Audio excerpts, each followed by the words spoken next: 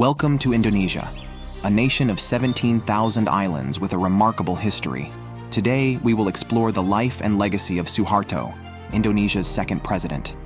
Born on June 8, 1921, in a small Javanese village, Suharto rose from humble beginnings to become a pivotal figure in Indonesian history. Join us as we uncover key moments and achievements from his presidency.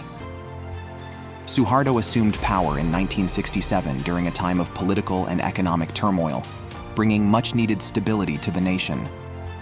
His New Order economic policies focused on development and modernization, spurring significant economic growth and improving living standards in Indonesia. Suharto's leadership emphasized strong central authority and national unity. He promoted the principles of Pancasila, fostering Indonesian nationalism, social justice, and religious harmony with the nation's motto, Unity in Diversity. A major focus of Suharto's presidency was infrastructure.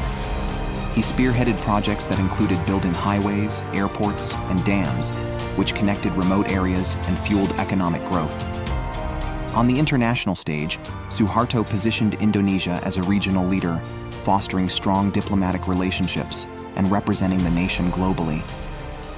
Despite his successes, Suharto's presidency faced significant controversies, including allegations of corruption and human rights abuses, sparking widespread protests and calls for reform. The Asian financial crisis of 1997 to 1998 exposed economic vulnerabilities, leading to social unrest and Suharto's eventual resignation in May 1998, after 32 years in power. Suharto's presidency left a lasting impact on Indonesia. His legacy remains debated, but his contributions to the nation's development and stability are undeniable. Do you think Suharto was a great leader from a developing country or an iron-fisted dictator? Please leave your comments below.